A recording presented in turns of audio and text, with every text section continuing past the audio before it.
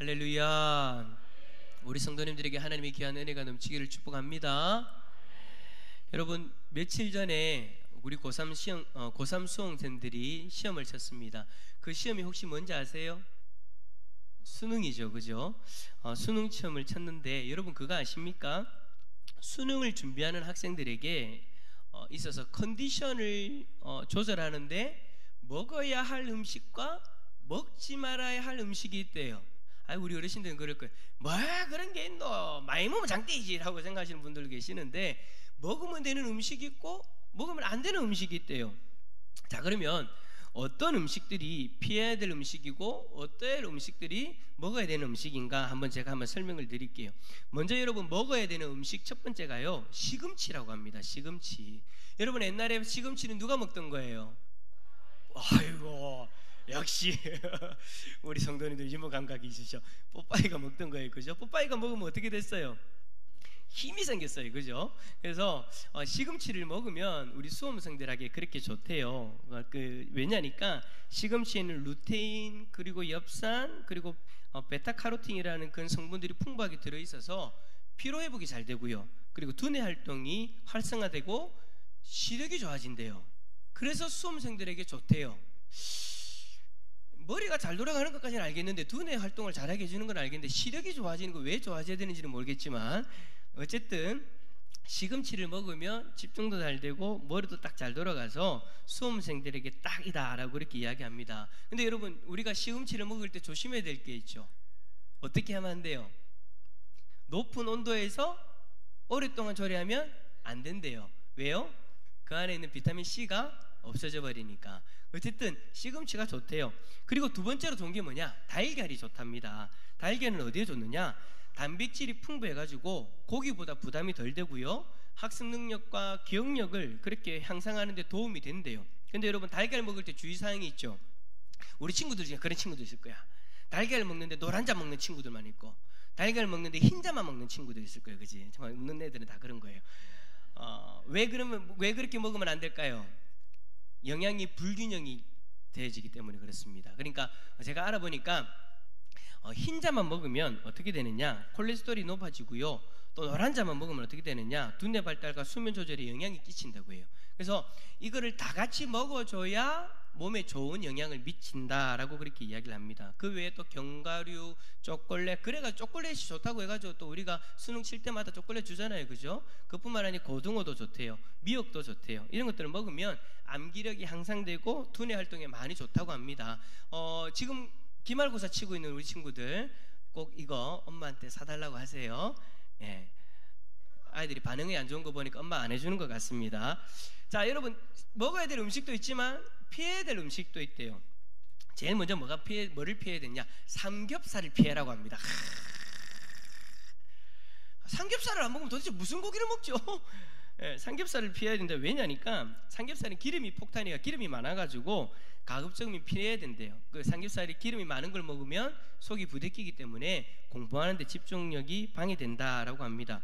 그리고 여러분, 공부할 때 우리가 많이 먹는 게 있는데 그게 뭐냐면 커피를 많이 먹거든요. 근데 커피는요, 여러분 실제적으로 피해야 된대요. 카페인 때문에 이 효과를 보는 거는 일순간인데 그 커피를 많이 먹으면 속이 상하게 되고요, 또 혈액순환을 방해하게 되고요, 또 이뇨작용을 활발하게 하기 때문에 수능 당일에는 절대 피해야 될 음식이라고 합니다. 그 탄산음료도 마찬가지로 피해야 되고, 탄산음료 먹을 바에는 차라리 그냥 물 먹는 게 몸에 좋다고 그렇게 이야기를 합니다. 제가 이렇게 이야기하고 가만히 생각해 보니까, 말하면서 생각해 보니까 우리 윤회창 선생님이 계시는데, 한의원 선생님이 계시는데 제가 이걸 아는 척을 해가지고 죄송하네요. 약은 약사에게 병은 의사에게. 어쨌든 집중하는데 이렇게 피해야 될 음식이 있고 또 찾아서 먹어야 되는 음식이 있다라는 것을 제가 오늘 이렇게 말씀을 드리는 거예요. 자, 이걸 왜 말씀을 드리느냐? 우리가 공부를 하는 데에도, 시험을 치는 데에도 피해야 될 것과 먹어야 될 것이 있듯이 우리가 삶을 살아가다 보면 피해야 될 일들도 있고 또 우리가 애써 힘써야 되는 그런 일들도 있다라는 것입니다. 먹는 것뿐만 아니라 생활하는 그 모든 영역에서 특별히 또 우리가 그리스도인으로서 하나님 백성으로서 힘써야 될 일도 있지만 피해야 될 일도 있다라는 거예요. 자, 그렇다면 예수님을 믿는 우리 그리스도인들은 어떤 일들을 힘써야 될까요? 또 우리가 어떤 일들을 피해야 될까요? 오늘 사도 바울은요 8절 말씀에서 그리스도인들은 먼저 선한 일을 힘써야 된다라고 그렇게 이야기를 합니다.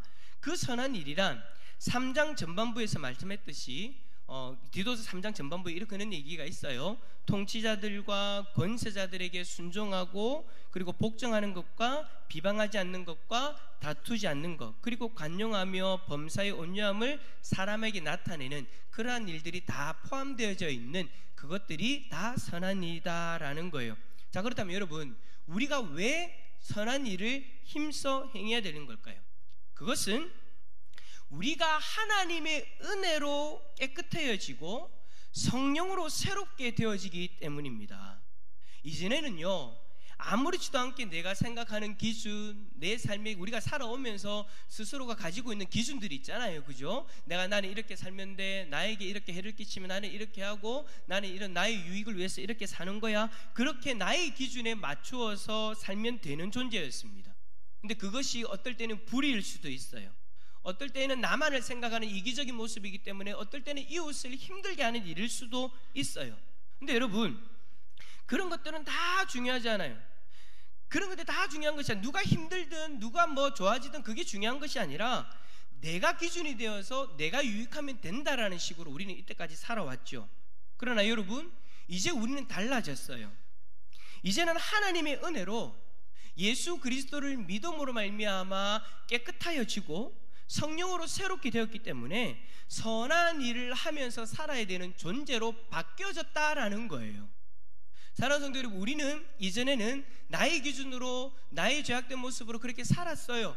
그렇게 살아도 누가 뭐라고 해도 아무 영향이 없었어요. 아무 문제가 없었어요. 하지만 이제는 내가 예수 그리스도를 믿음으로 말미암아 하나님의 자녀가 되어서 의롭다 여김을 받는 사람이 되었기 때문에 이제는 예전처럼 마음대로 살면 안 된다라는 거예요. 나 때문에 누가 상처를 받고 나 때문에 누군가가 힘들어한다면 그러한 것들을 우리가 신경 쓰면서 우리의 모습이 바뀌어져야 된다라는 것이죠. 여러분, 선한 일은요 우리가 구원받기 위해서 살아야 되는 모습이 아니라 은혜를 입고 성령을 받은 사람으로서 당연히 살아야 되는 모습이다라는 것이죠. 여러분, 여쭤보겠습니다. 여러분 예수 그리스도를 믿으십니까?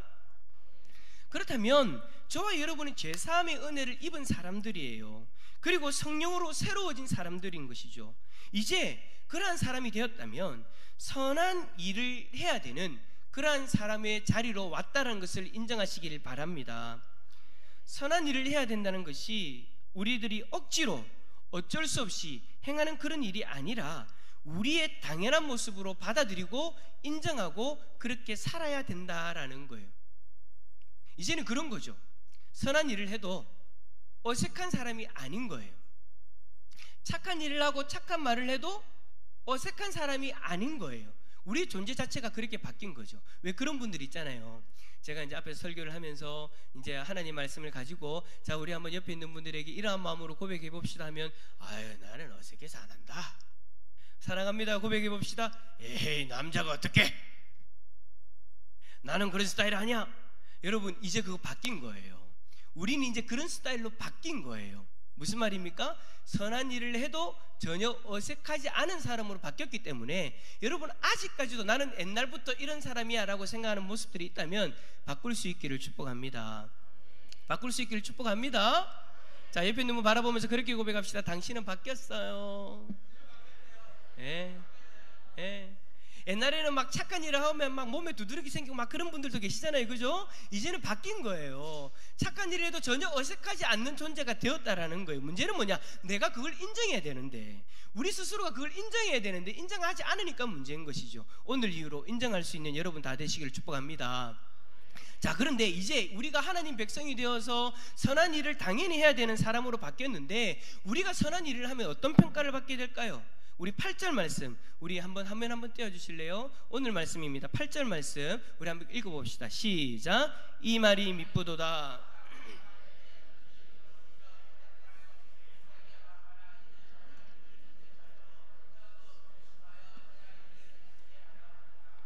이것은 아름다우며 사람들에게 유익하니라. 아멘. 자, 우리가 당연히 해야 되는 선한 일을 하면은요, 뭐라고 얘기하느냐? 아름답대요. 그리고 유익하다라는 평가를 받게 된다라고 그렇게 이야기합니다. 누구로부터 아름답다, 유익하다라는 그런 평가를 받게 될까요? 먼저는 하나님 앞에서겠죠. 하나님 앞에서 아름답다라는 평가를 받게 되는 거예요. 그리고 유익한 인생이다라고 평가받게 되는 거예요. 그리고 하나님뿐만 아니에요. 사람들로부터도 마찬가지죠. 우리가 선한 일을 행하면 자연스럽게 내 주위에 있는 사람들은 우리를 향해서 그렇게 평가하는 거예요. 아름답다. 여러분, 거울 아무리 본다고 해서요, 악한 일을 하는 사람이 아름다워지진 않습니다. 거울을 보는 시간이 좀 줄어도요, 삶이 선하면 아름다워지는 줄 믿습니다. 자, 옆에 있는 분에게 그렇게 고백합시다. 아름답습니다. 자, 근데 지금 보세요. 옆에 있는 사람한테 아름답다라고 얘기 안 하죠? 그럼 옆에 있는 사람은 지금 문제가 있는 거예요. 자, 여러분, 요거 생각하시면서 다시 한번 더 옆에 있는 분 바라보면서 당신은 오늘 아름답습니다. 네. 선한 일을 하게 되면은요, 우리가 서로가 웃으면서 기뻐하면서 당신은 아름답습니다 라고 그렇게 고백할 수 있는 거예요. 그런 평가를 받게 되는 거예요. 그리고 우리의 삶이 유익하다라는 평가도 받게 되는 것이죠. 여러분, 생각해 보십시오. 선한 일을 행하는 사람을 향해서 누가 손가락질을 할 수 있겠습니까? 여러분, 우리가 이렇게 선한 삶을 살아가면은요, 다 인정할 수밖에 없는 거예요. 자, 그렇다면 여러분에게 여쭤보겠습니다. 여러분은 지금 어떤 평가를 받고 계십니까? 여러분의 가족들에게, 여러분의 이웃들에게, 직장 동료들에게 어떤 평가를 받고 계십니까? 하나님이 여러분들을 보시면서 아름답다라고 평가하실 수 있을까요? 사람들이 여러분들을 바라보면서 여러분들에게 아름답다, 유익하다라고 그렇게 이야기를 할 수 있겠습니까? 아니면 차라리 없으면 좋겠다라는 평가를 받을까요? 저는 후자의 고백은 듣지 않으시기를 바랍니다. 제발 부탁을 드립니다. 교회 다닌다던데 저 사람 뭐고 이런 얘기 안 들을 수 있기를 바랍니다. 야, 교회 다니니까 역시 착하네, 아름답다, 선하다, 정말 유익하다 라는 그런 고백을 들을 수 있는 우리 성도님들 다 되었으면 좋겠습니다. 여러분, 예전에는요, 옛날에는 믿지 않는 사람들이 믿는 사람들을 바라볼 때 선입견이 하나 있었습니다. 어떤 선입견이 있었느냐? 교회 다니면 착하다, 교회 다니면 착하다라는 이야기 많이 들으셨잖아요. 안 들었어요? 문제가 있는데. 여러분, 지금 이 시대에 왜 기독교가 많이 욕을 얻어먹느냐? 옛날부터 교회 다니는 사람들은 다 착하고 사랑이 많은 존재라고 생각하고 그렇게 교회를 보고 교회 다니는 성도들을 바라봤는데, 어느 순간 보니까 교회가 세상이 기대하는 만큼 선을 행하지 않고 사랑을 행하지 않는 거예요. 그래서 교회가 더 많은 어떤 욕들을 먹고 있는 거죠. 교회가 교회다운 모습이 잃어버리니까, 그런 모습들을 잃어버리니까 교회가 더 곤란해지는 거예요. 그러니까 사람들의 마음에 뭐가 있냐면, 교회 다니는 사람은 착하다 라는 어떤 그런 기본적인 마인드가 우리 옛날 어르신들한테는 있었어요. 근데 요즘에는 그런 말들이 많이 사라져 버렸죠. 왜요? 선한 일을 행하지 않으니까. 실상 교회 다닌다는 분들을 만나서 교제를 해보면 실상 선한 행동 모습이 없으니까 그런 이야기가 점점 사라지고 교회를 향한 그 기대치도 점점 낮아지게 되더라라는 것입니다. 저는 간절히 소망하는 것은 우리 대산교회 성도님들은 더 많이 그러한 이야기를 들을 수 있기를 축복합니다. 야, 역시 대산교회 성도는 다르네, 착하다, 선하다, 그래서 대산교회 성도들은 아름답다, 정말 유익한 공동체다, 그렇게 인정받을 수 있는 저와 여러분이 될 수 있기를 축복합니다. 이 모습이 바로 우리가 힘써야 될 모습인 거예요. 자, 그렇다면 우리가 피해야 될 모습은 어떤 모습들이 있을까요? 우리 9절과 10절 한번 말씀 읽어볼까요? 9절과 10절입니다. 시작. 그러나 어리석은 변론과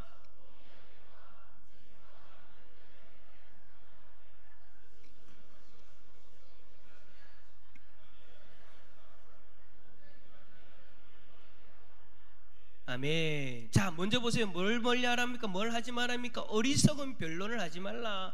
여러분, 어리석은 변론이 뭐냐면요, 결과적으로 아무 유익도 없는 변론인 거예요. 아무 유익도 없는 토론이에요. 아무 유익도 없는 싸움인 거예요. 여러분, 우리가 살다 보면 그럴 때 있잖아요. 내 자존심 때문에 어쩔 수 없이 막 내가 틀린 것을 알매도 불구하고 화를 내고 막 그렇게 상대방을 공격하고 상대방을 설득하려고 하는 그런 모습들이 있잖아요. 그죠? 아무 유익도 없어요. 안 해도 돼요. 그런데 사람과의 관계 속에서 어쩔 수 없이 그렇게 우리의 모습이 드러날 때가 있죠. 부부 관계에서 그런 일들이 참 많지 않습니까? 그죠? 분명히 남편이 잘못한 게 드러났어요. 이러면 남편한테 혼나고, 분명히 아내가 잘못한 게 드러났어요. 서로가 잘못한 게 드러났으면 인정하고 그냥 쿨하게 미안하다라고 이야기를 하고 인정하고 가면 되는데, 희한해요. 부부싸움을 하면 미안하다는 얘기를 왜 그렇게 하기 힘든지. 여자분들도 그렇고 남자분들은 좀 더 하잖아요. 그죠? 인정하기 싫은 거예요. 자존심 상하니까. 알아요. 분명히 아는데 인정하기 싫은 거예요. 그러다 보니까 변론이 일어나기 시작하는 거예요. 아무 유익 없는 변론이 일어나기 시작하는 거예요. 친구들 사이에도 마찬가지야. 그러지 친구들아. 사람들과의 관계 속에서, 이웃과의 관계 속에서, 교회의 공동체 안에서도 마찬가지예요. 무익한 이 변론들이 얼마나 많이 있습니까? 그런데 오늘 여러분, 사도 바울은 뭐라고 얘기합니까? 이 변론을 뭐 하라고요? 피하라. 피할 수 있기를 축복합니다. 피할 수 있기를 축복합니다.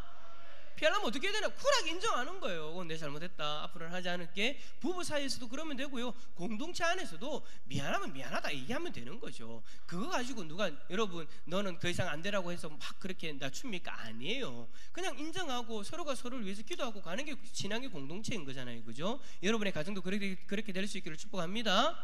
무의미한 변론 사라질 수 있기를 축복합니다. 자, 두 번째로 뭐냐? 족보 이야기 하지 말아요. 족보 이야기. 족보 이야기. 자, 여러분, 족보 이야기가 뭐예요? 우리 집은 이런 집안이다. 근데 여러분, 신앙의 공동체 안에서 족보 이야기는 뭐예요? 우리 집안이 신앙이 3대째, 4대째, 5대째입니다.